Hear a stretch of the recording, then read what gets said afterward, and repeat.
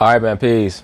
You know, brothers, just being an avid viewer of professional sports over the years, you're never quite able to make the direct correlation between the success of a certain franchise and how good the owner is until you're watching a franchise that has a bad owner. And one of the number one examples of that is the New York Knicks franchise. When I first started watching basketball around 1990, the Knicks were not that good, but then the very next season, they were able to hire Mr. Pat Riley, the former extremely successful coach of the LA Lakers. And in one season, in his first season, he took them from a franchise that had struggled the year before, had gotten swept in the first round by the Chicago Bulls, and they won 51 games in his inaugural season as head coach, and took the Bulls to 7 games, and it was probably the roughest series that the Bulls played out of any series in their three-peat. And they continued to experience success throughout the 90s. And then all of a sudden, James Dolan took over as the owner, and the franchise just went down into the dumps almost from the very beginning that he took over. Like literally, the Knicks made the NBA Finals in 1999. James Dolan takes over, and they've been one of the worst franchises in the entire NBA since then for the last 20 years. Well, now he's talking about he may be considering selling the team. And I think that would be what would be best for the franchise and also for him. So anyway, they're going to talk about it, and I'm going to chime in.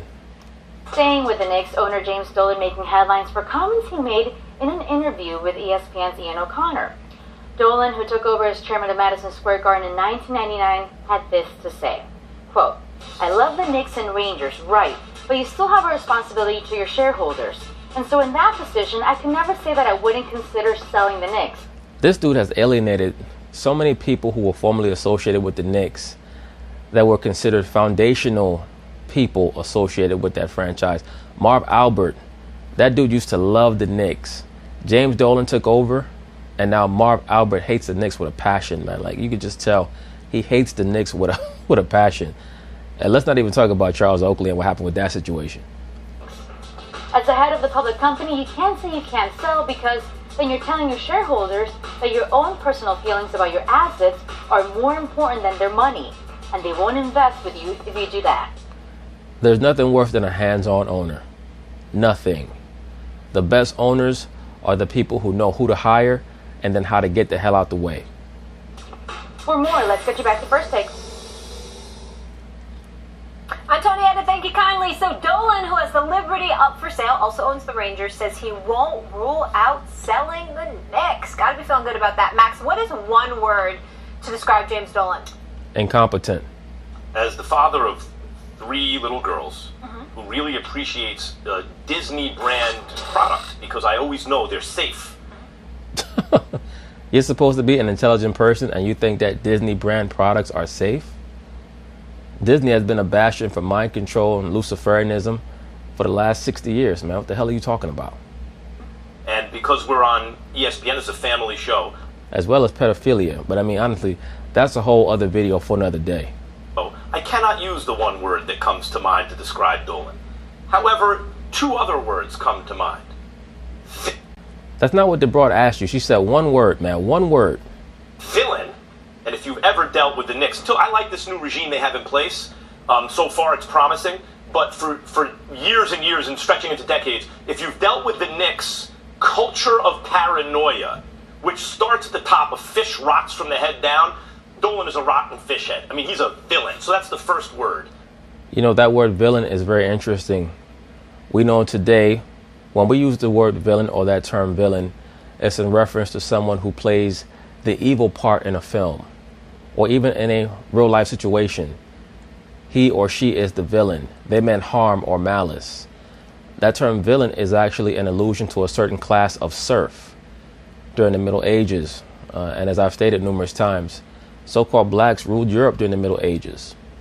And the people who were serfs are the people who currently are in power in Europe today, the so-called Caucasians. And one of the levels of serfdom was known as a villain. In other words, evil was always impugned upon them at that time. That's why when they were able to finally crawl out of that deep, dark subjugation, they pretty much tried to eradicate all records of it. That's why it's so difficult for people to understand it, even to this day. But the elite, in regards to their levels of learning and education, They know the actual history. That comes to mind. But the other word is hilarious. If you read Ian O'Connor, who does a great job, consistently. One of the great no writers. No question. Another great job. If you read his piece, Dolan thinks of himself as a street fighter. His father's a billionaire. What street you fighting on, James? Are you joking? I would think hilarious. He may have gotten into some fights at his boarding school. You never know. Hilarious. That's the other word. So I've come up with a word that combines the two. Okay. Valarious. Oh, Valarious is the word that comes to mind with James Dolan. He is Hardy har. He is a hilarious villain. He is Valarious. Honestly, in all seriousness, the word that comes to my mind about James Dolan is liability. I agree. Because as long as he's the owner, there's always going to be a dark cloud over the New York Knicks. And then their fans in general are so negative that only adds onto that dark cloud. It becomes a storm over that entire franchise. That's why nobody wants to sign with the Knicks. He's a liability. Since he took over in 1999, the New York Knicks have 1 division crown, 6 playoff appearances, and 14 losing seasons. I'm amazed that the Knicks made the playoffs 6 times over that stretch. I'm guessing that most of those playoff appearances were in that Carmelo Anthony, Tyson Chandler, J.R. Smith era of the early to mid 2010s. Kevin Durant, from what I'm being told, is completely playing them. Not him personally, but the people who work with Kevin Durant represent him. They're giving the Knicks the impression that they will be considered. I am being told there's no way in hell that's going to happen. That's interesting. I'm not really surprised to hear that because LeBron James pretty much did the same thing last year to the Philadelphia 76ers and a couple of other teams that never really had a chance. But that's very common, especially for top-notch free agents, to pick a team out of nowhere, let it float out amongst the media that he's going to consider signing there, and that's only to build up some equity with the team that he actually wants to go to so that there's not going to be any issues with them offering him the max that they can offer him. I don't know that to be the case. Let me be very, very clear. I'm only telling you what I hear covering the NBA. I've always felt that the only chance the Knicks had to sign Kevin Durant is that they also signed Kyrie Irving first and probably also Jimmy Butler.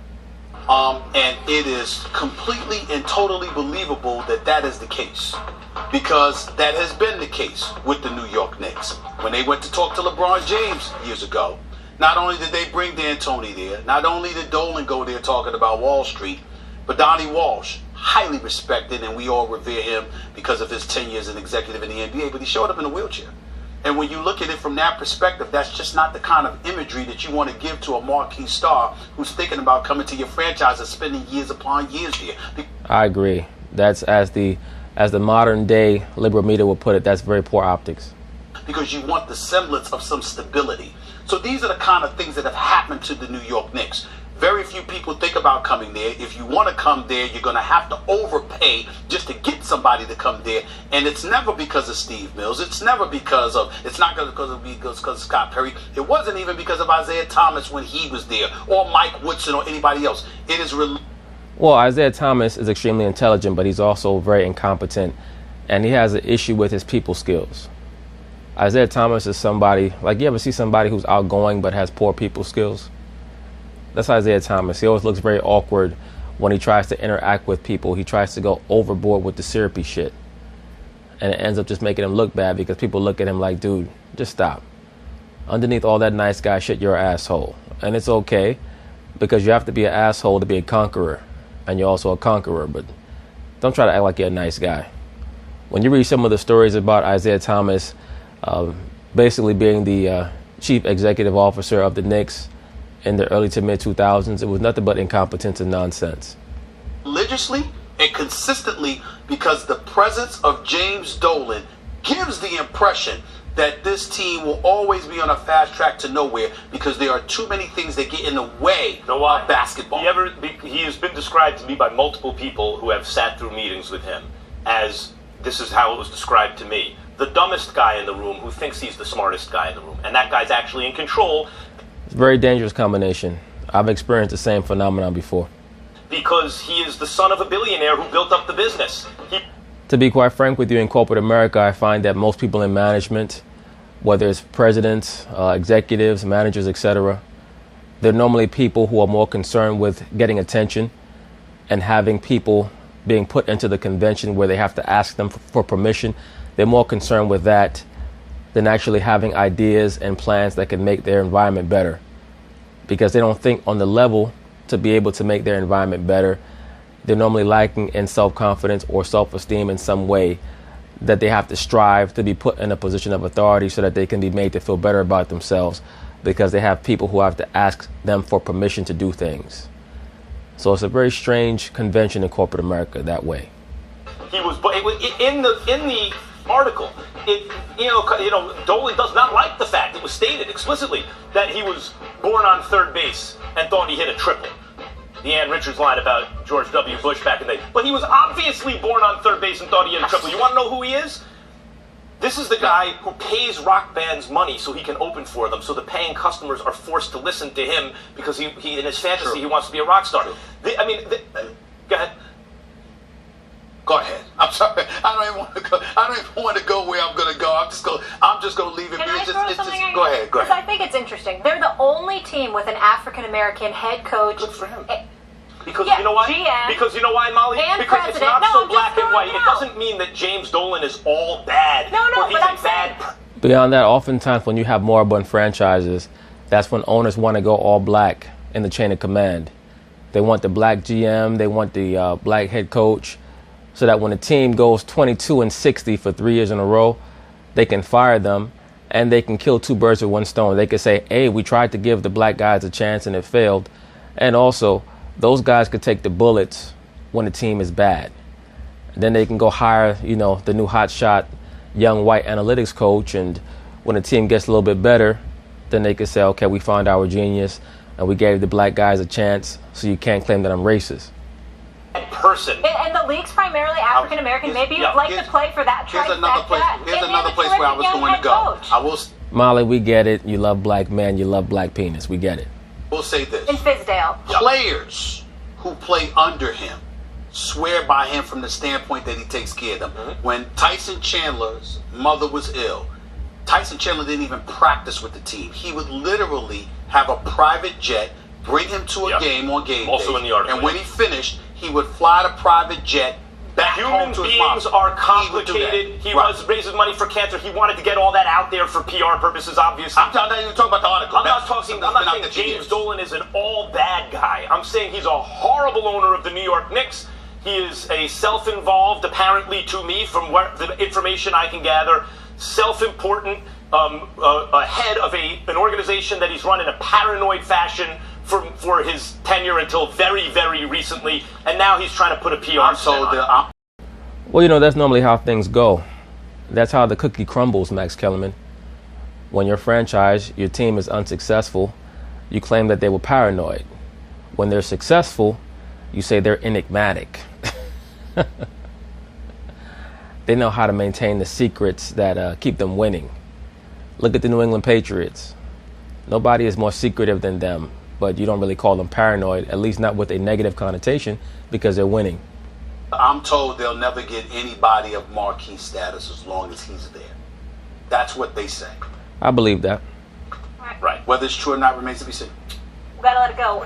But anyway, that's basically it on that. We'll see how things go with the New York Knicks.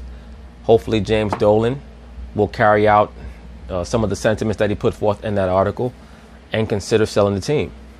So peace.